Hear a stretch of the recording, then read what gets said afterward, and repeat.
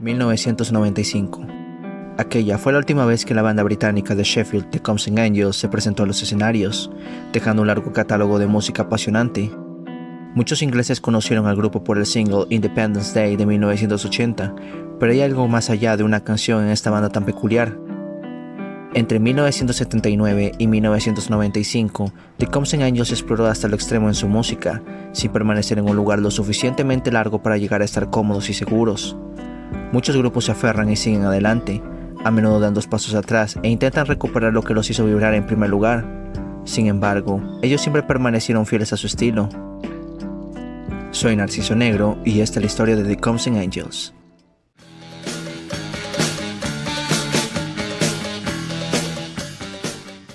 Sheffield, considerada como una de las ciudades más importantes del Reino Unido debido a la revolución industrial que había en el momento, se encontraba al norte de Inglaterra, pero separada por las cordilleras de los Peninos. Esta ciudad compartía junto a Manchester una fe en sí mismo ligeramente mermada por haber pasado por malos momentos, una actitud de algo así como solíamos ser geniales y aún lo mostraremos. Duro para los ojos del interior, donde la industria pesada golpeaba día y noche. Sheffield fue la casa de la innovación del acero inoxidable. Sin embargo, en la ciudad perduró una popular imagen gris y sombría, basado sobre el centro de la ciudad.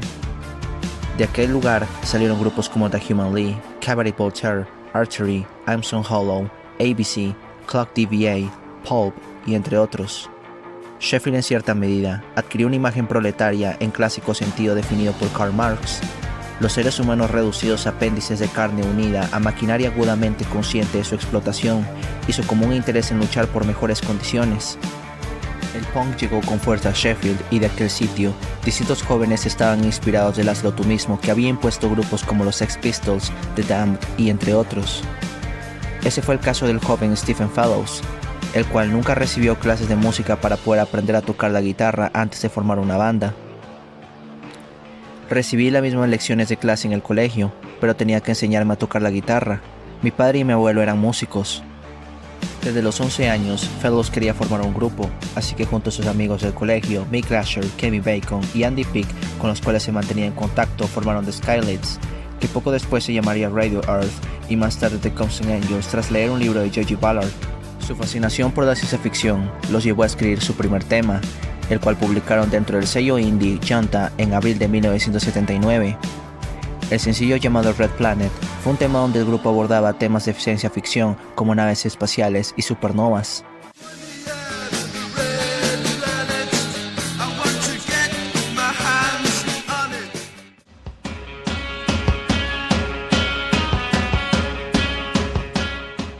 Al igual que The Cure y Joy Division, The Comes Angels dominaban el arte de la música atmosférica.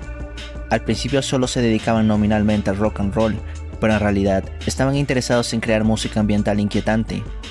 Sus ritmos firmes se combinaban con melodías melancólicas y voces apagadas para crear la impresión de estar escuchando a escondidas el tumulto interno de alguien, un enfoque que resulta en cierta medida fascinante. En su momento el grupo fichó por el gran sello Polydor Records y publicaron ahí su primer trabajo, Waiting for a Miracle, cuya portada parecía la de unos alienígenas que caían del cielo, pero en realidad eran aquellos postes de luz que iluminaban las calles de Sheffield. Ese trabajo fue producido por Pete Wilson, quien había trabajado con The Jam anteriormente.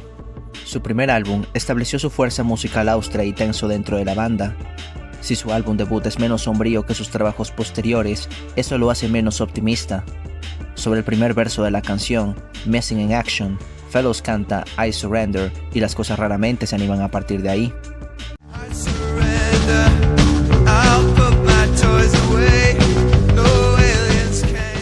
Gran parte del sonido que hacía especial al álbum provenía de las expansivas baterías de Mick Glasher y el bajo pulsante de Kevin Bacon, el cual a menudo sirve como el instrumento principal mientras Fellows deja sonar la guitarra. Los teclados de Andy Peake son el cuarto elemento crucial de The Comes Angels, dirigiendo varios coros y versos penetrantes con balidos agudos de la neurótica melodía.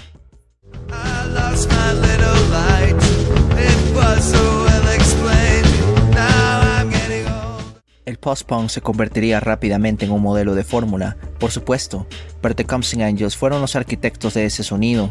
Sus letras se enfocaban hacia una adaptación fría de un arquitecto modernista. I Don't Wanna Be Your Baby, canta Fellows en Baby, con los problemas que enfatizan la palabra.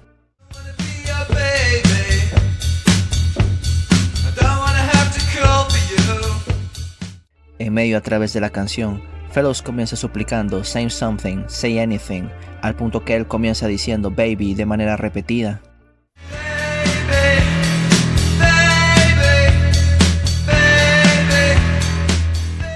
Este romance en el tema "Baby" parece ser militarizado en la canción Total War, "This is the Total War, girl".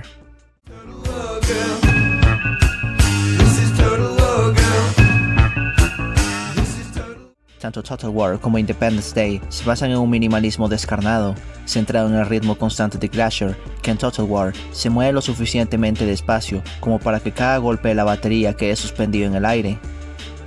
El resultado en sí es un álbum pesado pero poderoso, bastante implacable en su tono emocional y premonitorio, pero no carente de inteligencia pop.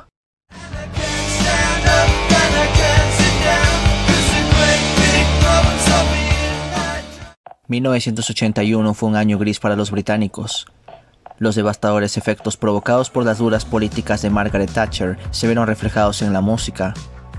Robert Smith y compañía crearon la música más oscura a través del tercer álbum de The Cure, Faith. Echo and the Bunnymen dio un paso lejos del pop en Heaven Up Here. Sleep No More va más allá del vacío, sonando como un álbum escrito bajo la ley marcial autoimpuesta. Las baterías de Glacier otra vez lideran la banda, con un boom masivo. Solo Flowers of Romance de Public Image Limited se basaba tanto en la persecución.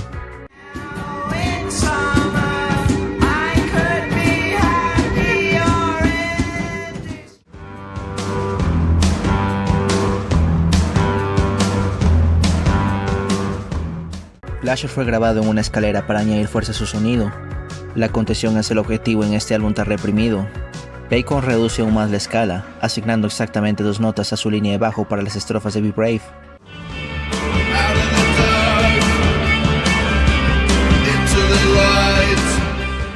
La tensión aumenta continuamente a lo largo del álbum. Dark Parrot describe la situación de los rehenes americanos en Irán, pero cuando Fellows entona "No Release", la frase adquiere cualidades metanarrativas.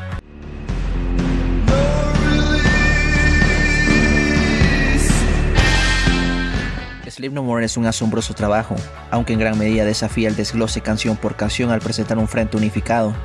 Sin embargo, ese frente nunca cae de presa de la monotonía, ya que The Comes Angels hacen gala de un gran dominio de la dinámica.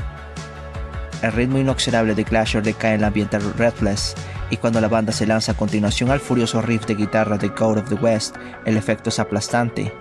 "It's so funny", canta Fellows, "but I'm not laughing".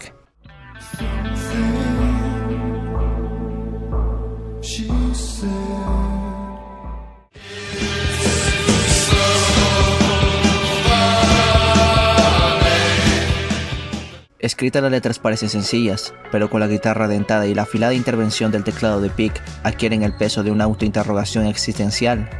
Sea cual sea la pregunta que se haga Fellows, la respuesta es negativa, ya que los temas restantes devuelven a Sleep No More a su estética marcha de la muerte.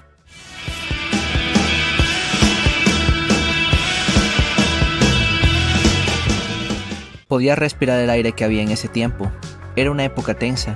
Yo también lo estaba pasando bastante mal personalmente, lo que también tuvo algo que ver con el ambiente, dijo Stephen Fellows. Sin embargo, no discutimos mucho sobre cuál es el tipo de humor que la música debería tener. Fuimos a los ensayos y no hablamos de lo que estábamos haciendo. Ensayamos mucho y todo surgía de ahí. Incapaz o indispuesta a sostener la oscuridad abrumadora de su sonido, The Comes Angels giró en una dirección más ligera con Fiction. Glacier nuevamente lidera el camino. Los primeros sonidos del álbum son de la guitarra, lo que informa que hay nuevas emociones en juego. Fellows comprueba esto cantando "The sky will clear again after the rain". The sky will clear again after the rain. Aunque Fellows abandona las pinceladas en favor de las brochas para pintar su lienzo, Fiction raramente se esfuerza por la desesperanza oscura y gris que tenía su álbum anterior. Fellows canta con más emociones cercanas y Peak acierta más su presencia completamente, haciendo que sus teclados tengan un elemento estructural en vez de su estatus anterior frecuente como un suplemento. Singer, por ejemplo, entregó una letra oblicuamente interesante, aunque las notas de presentación socavan su efecto al revelar que se escribió la canción como parte de una apuesta para ver si podía crear alguna canción sobre nada.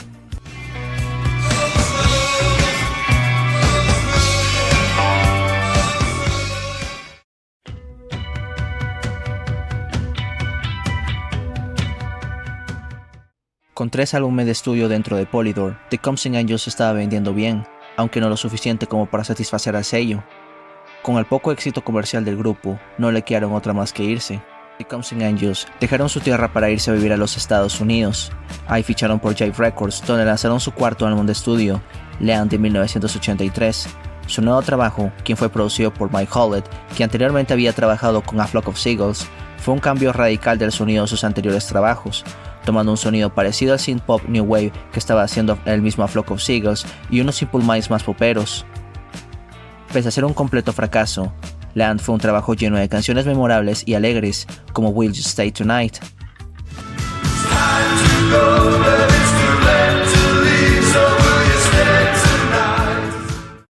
Hicimos álbumes más comerciales a mediados de los 80 porque la compañía discográfica quería que lo hiciéramos. Estábamos felices de encontrar un nuevo sello después del poco éxito comercial de los primeros trabajos. Éramos conscientes que grabar y distribuir álbumes cuesta dinero y algo es mejor que nada. Estos álbumes también sonaban más brillantes. El indie no existía, entonces no teníamos escogencia, pero en retrospectiva deberíamos haberlo pegado a nuestro primer sonido. El problema era que difícilmente sabíamos cuánto nuestra música era apreciada. Uno se enfocaba en las críticas de las revistas y el sello discográfico. Ahora con el internet es más fácil mantenerse en contacto con los fans y escuchar su opinión sobre la música. Incluso durante un concierto hay alguna distancia entre la audiencia y la banda. Las opiniones eran demasiado limitadas. Es extraño encontrarnos fuera de 25 años después y que muchas personas escuchen esos álbumes y piensen lo positivo que son. Mi lección es que como músico tienes que hacer lo que es correcto en tu opinión. No hay que estar influenciado por las compañías discográficas. Esa es la mejor manera de grabar un disco que merezca la pena. The Comes Angels continuó con un sonido similar en Seventh Day Weekend. Para ese trabajo continuaron con Mike Hollett, pero junto a él se unieron Chris Sangarides, quien trabajó con Thin Lizzy y James Toome. Stephen Fellows y compañía quedarían satisfechos con el resultado del trabajo.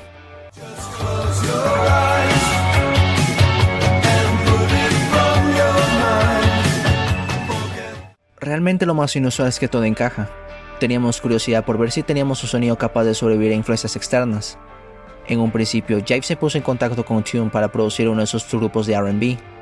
Él les dijo que podía hacer trabajar cualquier grupo de R&B que quisiera y les preguntó si tenían algo diferente. Le pusieron una maqueta nuestra y le gustó.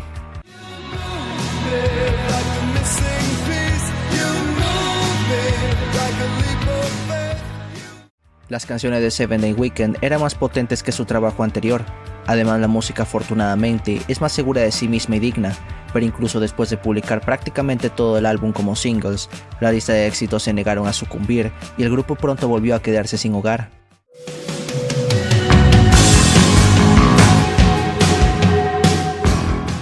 Tras no tener éxito dentro de su segundo sello discográfico, el cantante Robert Palmer, quien estaba disfrutando de su enorme éxito como cantante, le había sugerido al grupo unirse al sello discográfico de Chris Blackwell, Island Records. Como consecuencia, la banda se unió al sello y lanzaron un álbum poderoso como Chasing Shadows. Con el pasar del tiempo, Stephen Fellows consideraría Chasing Shadows como el verdadero cuarto álbum de The Comes Angels. Las cosas se habían vuelto diferentes para ese entonces. Intentamos escribir sencillos y fallamos desafortunadamente. Seventh Day Weekend en particular es una colección de sencillos fallidos. Hay algunas cosas las cuales me gustaban en ambos álbumes, pero hay muchas cosas las cuales no me gustaban y las cuales hubiera deseado no haber hecho. Si empiezas a escuchar a la gente, pierdes lo que te atraía en primer lugar, y ese fue el error que cometimos con esos dos discos. Estábamos bajo mucha presión de Jive para conseguir un éxito. Por otra parte, Robert Palmer obtendría un crédito para su sexto trabajo pese a que no participó mucho dentro del álbum. Para The Comes Angels estar en Island era un mundo diferente, ya que como menciona Stephen Fellows, el grupo lo habían enviado a grabar en las Bahamas. Sin embargo, a ellos les frustraba que Chris Blackwell no los dejara trabajar en su nuevo disco, mientras este les decía que se relajan y tomaran el sol. Una vez más, la banda ganó críticas en vez de ser un éxito comercial con Chasing Shadows, a pesar de que Island Records se había convertido en la casa ideal para la banda. Visto por muchos, incluyendo la prensa británica, Chasing Shadows proporcionó ser el último gran trabajo de The Comes Angels. Aunque Robert Palmer no contribuyó mucho dentro del álbum, podemos escucharlo cantar junto al grupo con el tema You Never Know.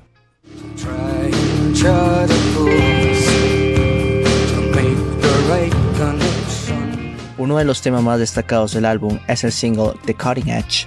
especialmente poderosa por su sencillez y con tener una contundente línea de bajo. This is for the best I said. Tras los intentos de hacer 2 álbumes orientados hacia la música pop comercial, Chasing Shadows es mucho más oscuro y melancólico. Una notable diferencia en este disco es que algunas de las canciones se apoyan en el piano, a diferencia de los habituales lavados de teclado mínimos de Andy.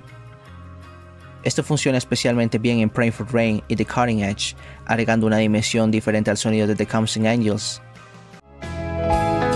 Oh, help me, I'm mystified.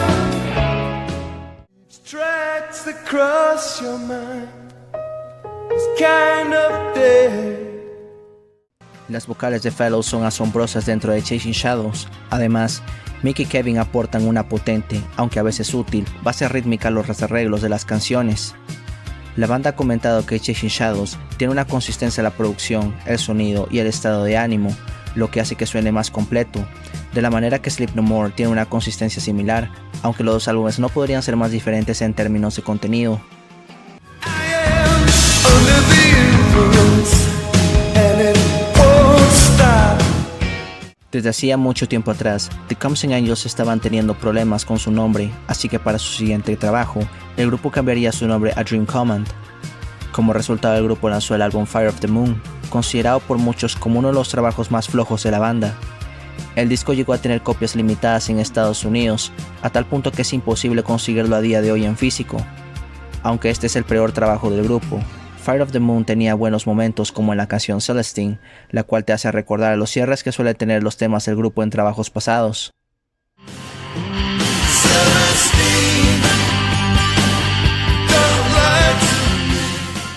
A estas alturas todo estaba desmoronado. Recibíamos consejos diferentes de los A&R de Estados Unidos y de Inglaterra, y luego Chris Blackwell nos volvía a decir cosas diferentes. Estábamos muy confundidos. Chris nos convenció de que cambiar el nombre podría ser la manera de darnos un enfoque diferente y seguir adelante, pero por desgracia parte de la música de ese disco era bastante mala. Creo que lo intentamos demasiado. En aquella época también intentábamos componer un tema comercial.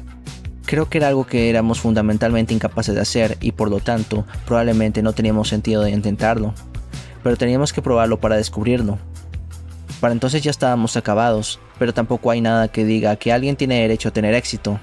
Hay algo darwiniano en todo el proceso de formar parte de un grupo, una especie de brutalidad. Si la gente no te compra un disco, se acabó. Todos conocemos bandas en las que se ha gastado millones y millones y que han sido abandonadas.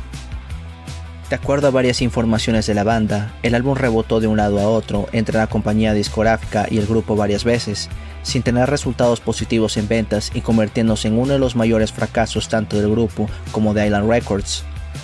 Como consecuencia, la relación entre el sello y el grupo terminó.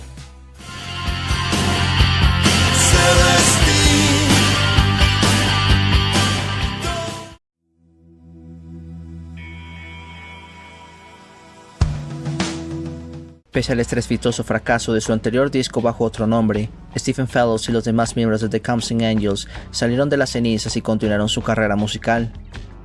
Para su nuevo trabajo, el grupo ficharía por el sello británico Caroline Records, lanzando su 8º álbum de estudio, My Mind's Eye. En comparación a sus trabajos anteriores, este álbum recibió críticas más positivas por parte de la prensa.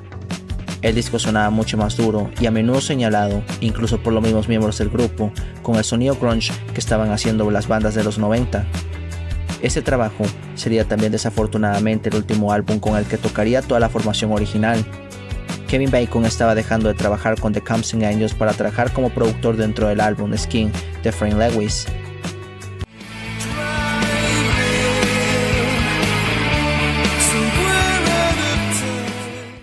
El grupo sacó su último álbum de estudio en 1995, The Glamour.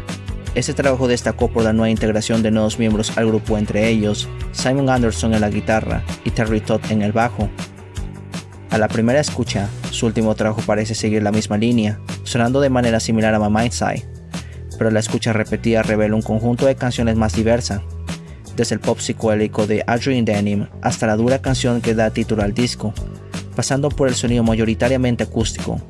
Este es el sonido de una banda que sigue disfrutando de su música después de todos estos años y de todos los contratiempos.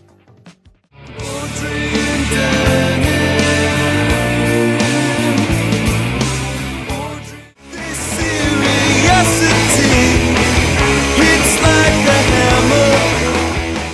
Temas tales como Oblivion anunciaban un ligero cambio de rumbo.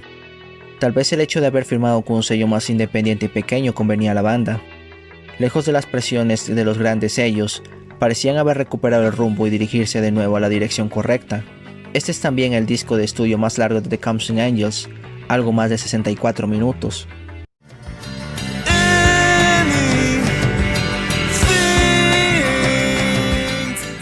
Una vez que dejamos Island, tuvimos tiempo para reconstruir la situación y llegamos a la conclusión de que quizá deberíamos volver a lo que se nos daba mejor. Hicimos muchas improvisaciones y decidimos intentar hacer todas las cosas un poco menos artificiosas. Era como antes de hacer el primer álbum, las cosas no importaban realmente en ese momento. Publicamos los 2 discos en RPM, pero no teníamos un contrato como tal. Chris Blackwell tuvo la amabilidad de dejarnos el estudio que había pagado para que trabajáramos en Sheffield, y eso nos permitió grabar esos 2 discos. No tengo ninguna queja de Island. Chris fue fantástico. Creo que el hecho de que metiéramos la pata se debió a nosotros, no a ellos, ya que nos tomamos lo que decían demasiado al pie de la letra. Sin embargo, como toda buena historia para una banda, siempre hay un final. 1995 sería el último año en que The Counting Angels tocarían juntos, dejando de lado el proyecto y cada miembro tomando su propio camino. La banda había anunciado que se separaría en un concierto luego de lanzar aquellos 2 últimos trabajos, ya que como Stephen Fellows dijo en una entrevista, había un montón de razones. Escribí una carta a uno de los chicos que probablemente la rompieron por el desprecio que había en su momento. Mi esposa había tenido un bebé, mi hija tenía 1 año, no entraba dinero. Yo había empezado a trabajar y trataba de mantener un empleo a tiempo completo, y también ser miembro de la banda y escribir canciones. El último concierto fue en el Swindon Monkey Club y había unas 10 personas entre el público. Parecía que no tenía sentido continuar, el grupo estaba formado por 5 personas y para mí no era lo mismo que cuando éramos 4. No era nada en contra de Terry Simon, pero sentía que había demasiadas cosas así que me ahogaba en la banda. Aunque The Counting Angels se separó, los ex miembros del grupo decidieron continuar el proyecto bajo el nombre de Soap.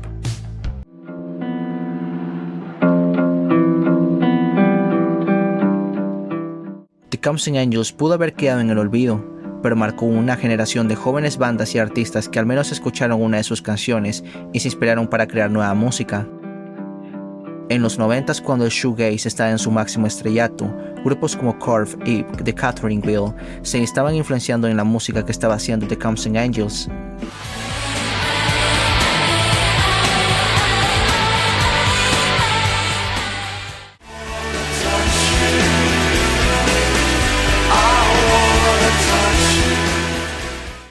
El post-punk revival, con grupos de principios del siglo XXI, no sería la excepción con The Editors, Franz Ferdinand, Interpol o White Lies, tomando la energía desenfrenada y oscura de los primeros trabajos de la banda.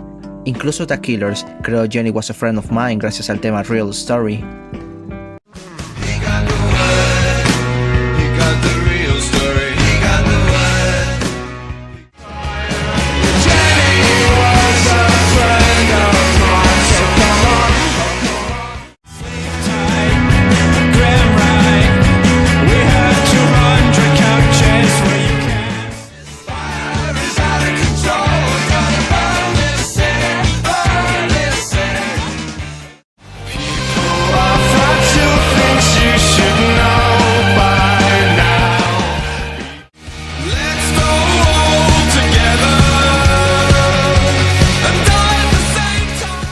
The Counting Angels fueron más que una banda de Sheffield, eran una escuela de música, un grupo de arquitectos que construyeron la atmósfera oscura y experimental que ya Joy Division o Wire estaban experimentando a finales de los 70.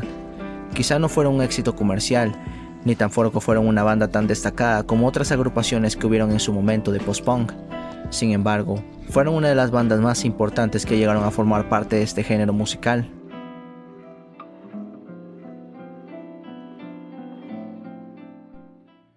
Si te gustó este video, apreciaría bastante que le des like y te suscribas al canal para que recibas nuevo contenido. Puedes seguirme en mis redes sociales de Instagram y Facebook. Soy Narciso Negro y nos vemos en otro episodio.